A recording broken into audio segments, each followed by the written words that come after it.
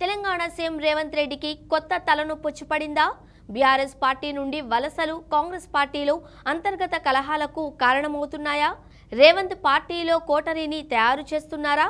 రేవంత్ రెడ్డిపై పార్టీ శ్రేణులు అసహనం పెరుగుతోందా అంటే అవును అన్న సమాధానమే వస్తోంది.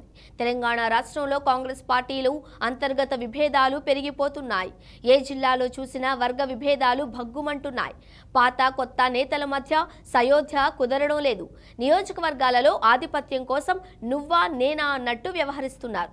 తెలంగాణ రాష్ట్రంలో కాంగ్రెస్ పార్టీ అధికారంలోకి రావడంతో ఊహించని విధంగా బీఆర్ఎస్ పార్టీ అసెంబ్లీ ఎన్నికలలోనూ పార్లమెంట్ ఎన్నికలలో ఓటమి పాలు కావడంతో బీఆర్ఎస్ నుండి నేతలు కాంగ్రెస్ పార్టీలోకి వలస బాట పట్టారు.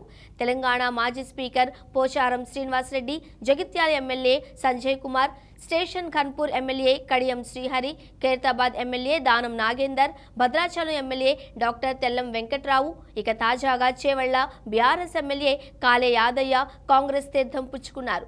ఇలా బీఆర్ఎస్ నుండి వరుసగా ఎమ్మెల్యేలు నేతలు కాంగ్రెస్ బాట పట్టడంతో కాంగ్రెస్లో అప్పటికే ఉన్న నేతలలో అసహనం పెల్లుబుకుతోంది.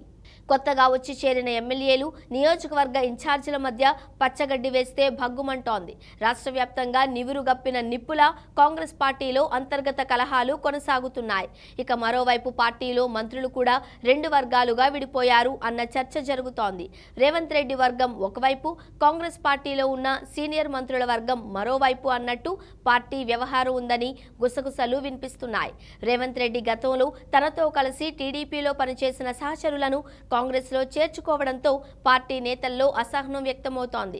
ఇక ఈ పరిణామాలన్నీ తెలంగాణ సీఎం రేవంత్ రెడ్డికి పెద్ద తలనొప్పిగా మారాయని టాక్ వినిపిస్తోంది. ఇక త్వరలో జరగనున్న మంత్రివర్గ విస్తరణలో ఎవరికి స్థానం దక్కుతుంది అన్నది కూడా పార్టీలో చర్చనీయాంశంగా మారింది. ఏది ఏమైనా కాంగ్రెస్ పార్టీలో అంతర్గతంగా ఉబ్బుగుతున్న అగ్నిపర్వతం బద్దలయ్యే రోజు త్వరలోనే ఉంటుందని పార్టీ శ్రేణుల్లో చర్చ జరుగుతోంది.